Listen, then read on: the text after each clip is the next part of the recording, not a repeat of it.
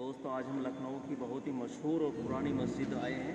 یہاں پر آج ایک جلسہ سیرت النبی صلی اللہ علیہ وسلم منعقد کیا جا رہا ہے، جس میں دیش ہی کی نہیں بلکہ دنیا کے اور انٹرنیشنل فیمس عالم دین حضرت مولانا سید سلمان حسین ندوی صاحب تشریف لا رہے ہیں اور ان کا بہت ہی جامع بیان ہوگا.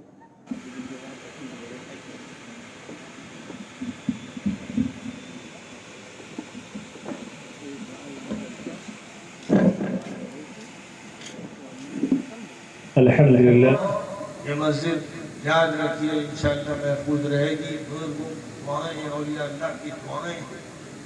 اور اس مسجد کے بارے میں شاہ جن رہتے ہیں پرچیاں دی جا رہی. ابھی میں نے بتایا کہ سارے انبیاء اس کے لیے آئے کہ اللہ ایک ہے، اللہ کے علاوہ کسی کے پاس طاقت نہیں، کوئی شفا نہیں دے سکتا، کوئی کامیاب نہیں کر سکتا، کوئی ترقی نہیں دے سکتا، نہ فرشتہ نہ جن نہ ولی نہ کوئی اور، صرف اللہ کا ہاتھ.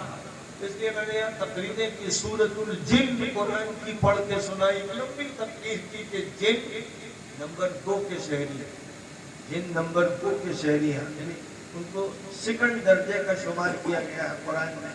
انسانوں کے تابع، ان میں نبی برپا نہیں ہوتے، انسانوں کے جو نبی ہوتے ہیں وہ ان کے تابع ہوتے ہیں. تو قرآن میں سورۃ الجن میں یہ کہا گیا کہ جو جاہلیت زدہ تھے، مشرک منکر کافر، وہ جب کسی صحرا میں جاتے تھے تو کہتے تھے اس وادی کے جو شاہ جن ہیں ہم ان کی پناہ میں آتے ہیں.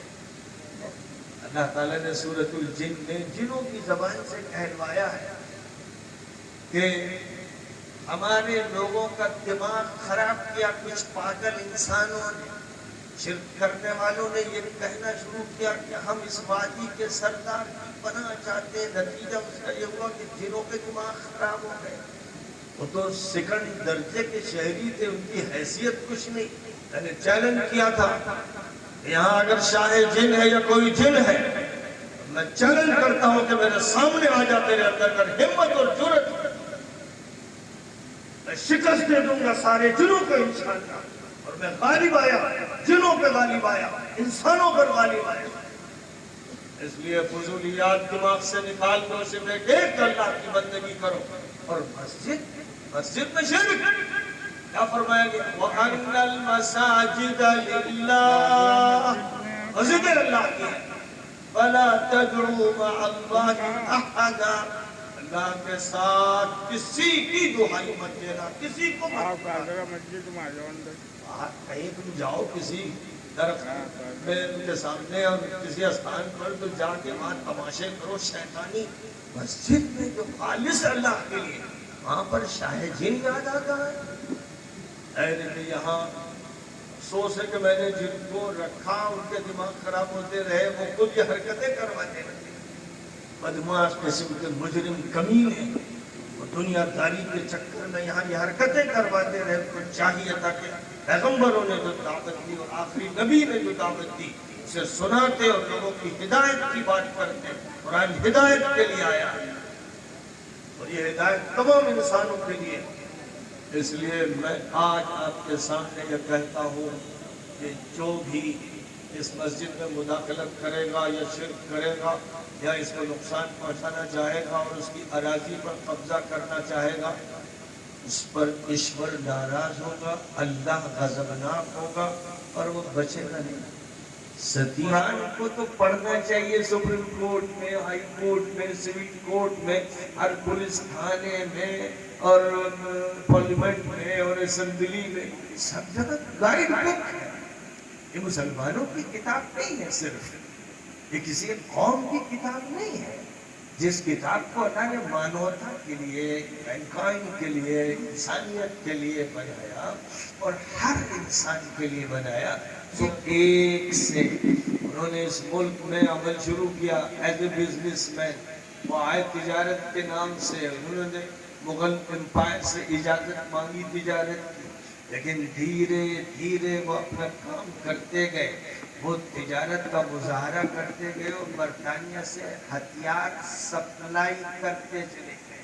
اور اس کے بعد انہوں نے اپنے قلعے بنائے، بنگال میں قلعے بنائے، بمبئی میں قلعے بنائے، پورے ملک کے پہلے ساحلی علاقوں پر انہوں نے اپنے کو مضبوط کیا اور اپنے کو ہتھیاروں سے لیس کیا۔ 1757 میں بنگال کی حکومت کے خلاف انہوں نے دھماکہ کیا اور اس سے مقابلہ کیا، اور ظاہر ہے کہ لوگ تو یہ سمجھتے تھے کہ بھئی تاجر ہیں، بیوپار کر رہے ہیں، انہوں نے ہی اجازت دے رکھی تھی۔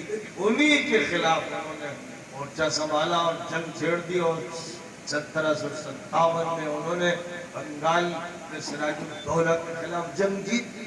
پھر وہ ساؤتھ کی طرف بڑھتے چلے گئے، سب سے زبردست حاکم، سائنٹسٹ، ٹیکنالوجسٹ سلطان ٹیپو تھے، جنہوں نے میزائل اپنے دور میں بنایا تھا۔ اس ملک کی ترقی و امن و عشقی کے لیے جو کام کر رہے تھے، جو ہندوؤں کو بھی اپنے قریب رکھتے تھے اور مسلمانوں کو بھی، ان کے خلاف پھر کرناٹک پہنچ کر، میسور پہنچ کر ان ظالم اور مجرم اور پاپی انگریزوں نے کام شروع کیا، ان کے خلاف حملہ کیا، غداروں کو اپنے ساتھ ملایا، اور 1799 میں ان کے خلاف جنگ چھیڑ کر اپنے ہاتھ میں میسور و کرناٹک کو لے لیا۔ اور 1799 کے بعد کیونکہ سلطان ٹیپو کی ایسی ہیبت کی، ایسا روپ تھا، جس وقت ان کو شہید کر دیا گیا، جو انگریزی جو چیف کمانڈر تھا وہ کہنے لگا اب ہندوستان ہمارا، اب ہندوستان ہمارا۔ اس لیے آپ دیکھیے کہ 1799 میں میسور جیتا، اور 4 سال بھی پورے نہیں ہوئے، دلی کے لال قلعے پر انہوں نے اپنے جھنڈے لے گئے۔ 3-4 سال کہاں میسور اور کہاں دلی، وہ دلی پر حالی۔ اور پھر انہوں نے جو لوگوں کی ہتیائیں کی ہیں، جو ظلم کیا ہے، جس طرح خون کیا ہے، ایسے آدم خور بھیڑیے اس ملک میں کبھی نہیں دیکھے تھے، جنہوں نے دلی کی سڑکوں کو لاشوں سے بھر دیا۔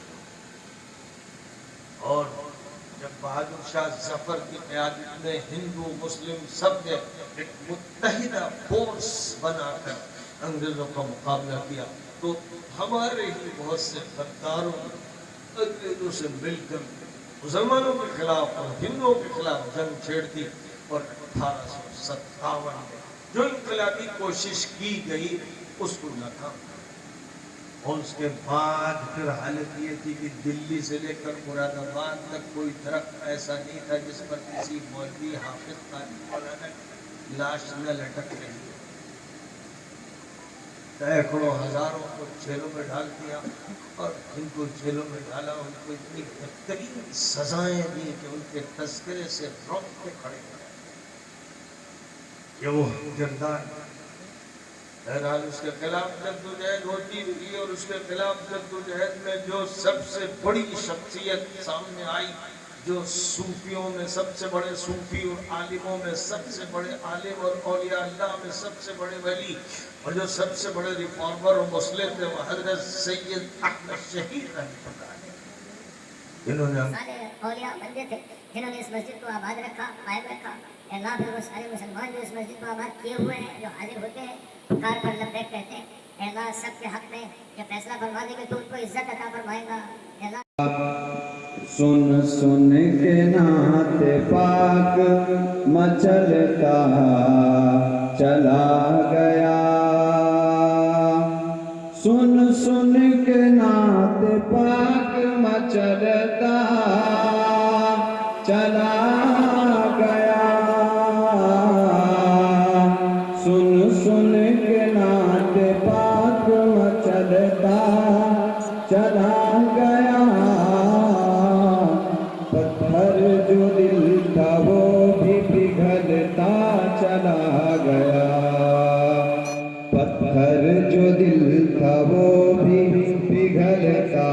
آپ کو بہت ہی جامع بیان ہوا، اور آپ نے حالات حاضرہ کے تناظر میں بہت ہی شاندار بیان فرمایا۔